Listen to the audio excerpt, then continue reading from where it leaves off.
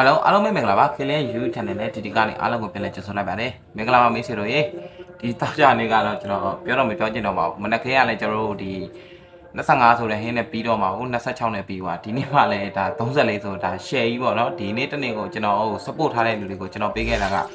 ဒီတောက်ကြတရက်စာမှာကျွန်တော် complete ကိုလုံးဝနော် complete ဆိုဟင်းကိုကြိုက်တယ်လို့ပေးထားတာ34နဲ့ကျွန်တော်တို့ကိုပြရတယ်ပြပြီးတော့မှ35ဆိုတဲ့ဟင်းနဲ့ပြီးသွားပြီပေါ့နော်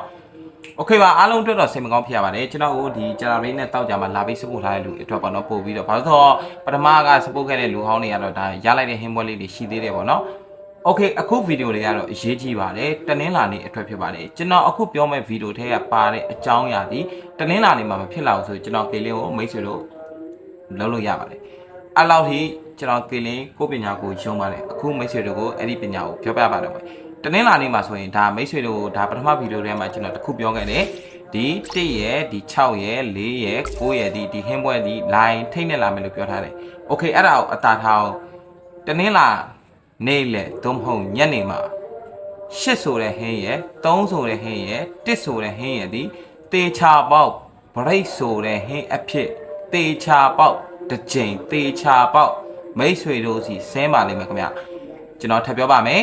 8ဆိုတဲ့ break ဟင်းရဲ့3ဆိုတဲ့ break ဟင်းရဲ့1ဆိုတဲ့ break ဟင်းရဲ့ဒီမိတ်ဆွေတို့စီတေချာပေါက် break ဟင်းဖြစ်လာပါလိမ့်မယ်နိုင်တဲ့လူကတော့နိုင်တယ်လို့စိတ်ကြိုက်မိတ်ဆွေတို့အဲ့ဒီဟင်းပွဲလေးကိုတေချာချက်ပြုတ်ပါအဲ့တော့တခုပြောချင်တာကကျွန်တော်ကပထမဗီဒီယိုထဲမှာပြောခဲ့တယ်ဒီ1ရဲ့6ရဲ့4ရဲ့9ရဲ့ဒီ line ထိနေလာမယ်ဆိုတော့မိတ်ဆွေတို့အနေနဲ့ကဒီ8ဆိုတဲ့ break ဟင်းရဲ့3ဆိုတဲ့ break ဟင်းရဲ့1ဆိုတဲ့ break ဟင်းနဲ့ပတ်သက်ပြီးတော့ဘလို့ရာမျိုးတွေကိုတင်လို့ရလဲဆိုတာတခါလေးပြပြပေးသွားပါမယ်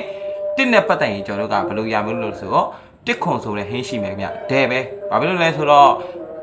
မိတ်ဆွေတို့အပိတ်လေးကိုတော့နည်းနည်းလေးထည့်ညစ်ထည့်ပေါ့နော်ကျွန်တော်က break ကိုတေချာအာမခံရဲတယ်ပေါ့နော်ဒါဒီ break ဆိုတဲ့ဟင်းလေးကိုပေါ့နော်အဲ့တော့1ခွန်ဆိုတဲ့ဒါ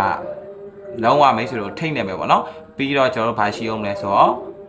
1နှစ်ဆိုတဲ့အရာလေးရှိမယ်1နှစ်ဆိုတဲ့ဟင်းလေးရှိမယ်ပြီးတော့10ဆိုတဲ့ဟင်းလေးရှိမယ်ဗျပြီးတော့6ဟင်းနဲ့ပတ်သက်ရင်တော့ကျွန်တော်တို့က60နှစ်ဆိုတဲ့ဟင်းရှိမယ်60ခွန်ဆိုတဲ့ဟင်းရှိမယ်ပြီးရင်65ဆိုတဲ့ဟင်းရှိပါမယ်4ဆိုတဲ့ဟင်းနဲ့ပတ်သက်ရင်တော့ကျွန်တော်တို့အနေနဲ့က44ဆိုတဲ့ဟင်းရှိပါမယ်ပြီးတော့ကျွန်တော်တို့အနေနဲ့49ဆိုတဲ့ဟင်းရှိပါမယ်ပြီးတော့40ခွန်ဆိုတဲ့ဟင်းရှိပါမယ်ခင်ဗျပြီးတော့ကျွန်တော်တို့အနေနဲ့6နဲ့ပတ်သက်ရင်တော့ကျွန်တော်တို့ ਨੇ ဘာရှိမလဲဆိုတော့99ဆိုတဲ့ဟင်းရှိပါမယ်ပြီးတော့ကျွန်တော်တို့အနေနဲ့94ဆိုတဲ့ဟင်းရှိပါမယ်ပြီးတော့62ဆိုတဲ့ဟင်းရှိပါမယ်ကျွန်တော်အခုပြောလိုက်တဲ့12ခွက်ဒီမိတ်ဆွေတို့တနင်္လာနေ့မှာလုံးဝသေးချ